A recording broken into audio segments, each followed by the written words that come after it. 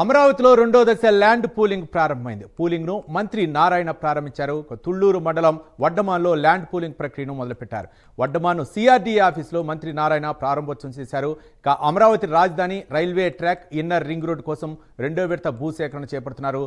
రైతుల నుంచి భూ సమీకరణ అంగీకార పత్రాలు స్వీకరిస్తున్నారు. దీనిపై ఎక్స్క్లూజివ్ ఫీల్డ్ రిపోర్టు మా కరెస్పాండెంట్ శ్రీహరి అందిస్తారు. శ్రీహరి,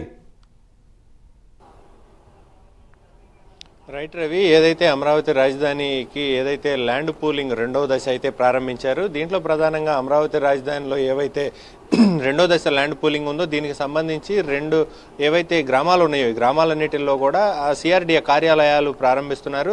దీంతోపాటు అక్కడ ఏదైతే సిఆర్డీఏ అధికారులను కూడా ఈ ల్యాండ్ పూలింగ్ ప్రక్రియ ఏదైతే ఉందో ఈ ప్రక్రియకు సంబంధించి ఈ ఎంప్లాయీస్ను కూడా అక్కడైతే నియమిస్తున్న పరిస్థితి.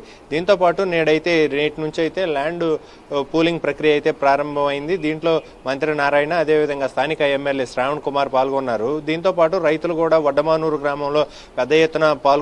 దీంట్లో ఏదైతే ల్యాండ్ పూలింగ్ కి సంబంధించి రైతులు ఎవరైతే అనుమతి అనుకూలంగా కూడా వారికి పత్రాలను అయితే అందించారు మంత్రి నారాయణకి. దీంతో పాటు ల్యాండ్ పూలింగ్ ఏదైతే చేస్తున్నారో ఈ ల్యాండ్ పూలింగ్ కి సంబంధించి వాళ్ళు కూడా ఏదైతే అనుకూలంగా ఉండి వెంటనే ఆ ల్యాండ్ ను కేటాయించడం, దాంతో పాటు ఏవైతే వారికి గతంలో ఫేజ్ 1లో ఏవైతే చేదు అనుభవాలు ఎదురయ్యాయో వాటన్నిటిని కూడా గుర్తు చేసుకుంటూ రైతులు వాటన్నిటిపైన కూడా మంత్రిని అదేవిధంగా స్థానిక ఎమ్మెల్యేని ప్రశ్నించారు.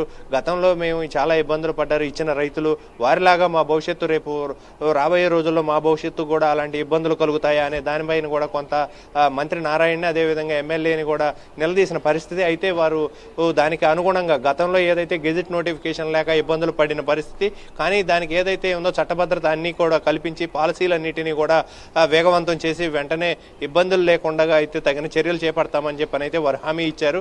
వీటితో పాటు గతంలో ఫేజ్ 1లో ఏవైతే బెనిఫిట్స్ చేశారో రైతులకు అదే కూడా ఫేజ్ 2లో కూడా మరింత ఎక్కువగా ఏదైతే గతంలో ఎకరానికి ఏదైతే 1,50,000 ఏదైతే కౌలు ఉందో ఆ కౌలు మరింత పెంచి మరి ఫేజ్ 2లో కూడా ఇవ్వాలని చెప్పని అయితే రైతులు కోరుతున్న పరిస్థితి.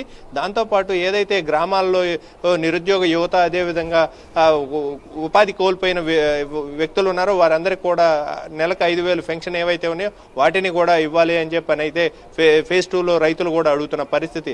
దీంతో పాటు ఓవరాల్ గా ఏదైతే ఉందో రాజధానికి సంబంధించి ఈ 2,000 ఏదైతే పెద్ద ఎత్తున ఈ దీంట్లో కూడా ఏదైతే 16,000 ఎకరాలకు సంబంధించి ల్యాండ్ పూలింగ్ అయితే ఫేజ్ 2లో జరగబోతుంది. దీనికి రైతులు కూడా మాక్సిమం అనుకూలంగానే ముందుకు వెళుతున్నారు. ఏవైనా సమస్యలు ఉన్నా కూడా వాటన్నిటిని కూడా త్వరితగతిన పరిష్కరిస్తామని మంత్రి హామీ ఇస్తున్నారు. దాంతోపాటు ఏవైతే వారి గ్రామాలు ఉన్నాయో ఆ గ్రామాలకు సంబంధించిన అభివృద్ధిని కూడా త్వరితగతిన పరిష్కరించండి, అభివృద్ధిని కూడా చేయండి అంటూ గ్రామస్తులు కోరుతున్నారు. అయితే దానికి కూడా డిపిఆర్లు సిద్ధం చేసి వెంటనే అమరావతి రాజధానిలో ఏవైతే మెయిన్ కీలకమైన రోడ్లు ఉన్నాయో వాటన్నిటిని కూడా డెవలప్ చేసి మరింత అభివృద్ధి చేస్తామని చెప్పని అయితే స్పష్టం చేశారు.